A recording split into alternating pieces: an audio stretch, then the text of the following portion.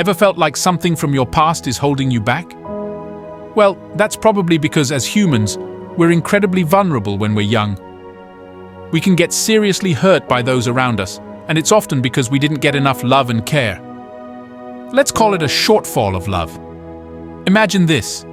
Maybe someone important went missing, passed away, or just didn't treat us right. These moments leave scars, and to cope, our brilliant minds create defense mechanisms.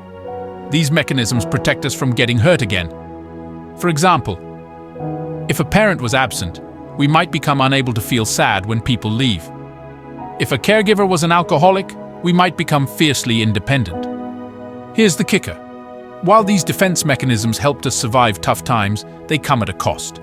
As we grow, what once saved us starts to hold us back.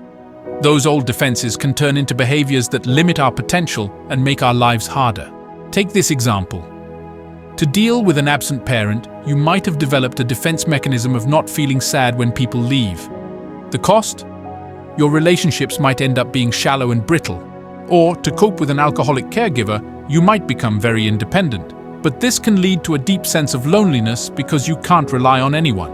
Often, we don't see the link between our current behaviors and our past wounds. We just accept our symptoms, like struggling with love, feeling lonely, being manically cheerful, or underperforming at work, without questioning why they're there. To truly heal and grow, we need to understand ourselves better.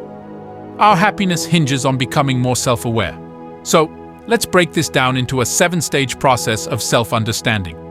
Step 1. Identify your symptoms. First, take a look at your current life. What feels off? What do you struggle with? Maybe you notice patterns of difficulty in your relationships or at work. Perhaps you feel stuck in certain habits that you know are holding you back. These are your symptoms, and recognizing them is the first crucial step. Ask yourself some probing questions. What would I like to get rid of in myself? What habits or behaviors do I find fruitless or repetitive? For instance, do you find yourself constantly procrastinating, feeling anxious, or battling low self-esteem? These patterns didn't just appear out of nowhere. They're signs that something deeper is going on. Think about areas where you feel more pain than necessary. Are you often sad or overly stressed? Do you feel disconnected from others or from your own emotions? Identifying these feelings can point you towards underlying issues. For example, if you find it hard to trust people, that could be a symptom of past betrayals or a lack of security during your childhood. Also, consider the things you might be overlooking. We often get so used to our symptoms that we accept them as normal. You might say, "I'm just not good at love," or "I've always been a bit lonely." But these aren't fixed truths about you. They're symptoms that can change once you understand their origins. The goal here is to create a detailed list of these symptoms.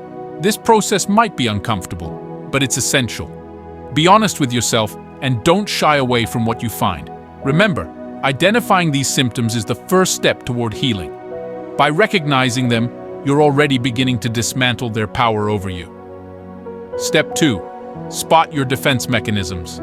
Defense mechanisms can be elusive because they often disguise themselves as personality traits or coping styles. To spot them, we need to think critically about our behaviors and how they serve us. Start by reviewing the symptoms you listed previously. Each symptom likely has a defense mechanism behind it. Consider common defense mechanisms like falling in love with unavailable people. This might seem like bad luck in love, but it's actually a way to avoid the risk of deeper connection and potential heartbreak. Or think about underperforming at work. It's not just laziness, it could be a way to avoid envy or criticism.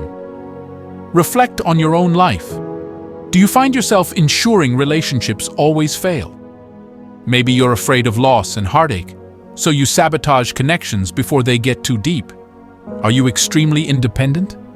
While it might seem like strength, it could be a way to prevent disappointment from relying on others.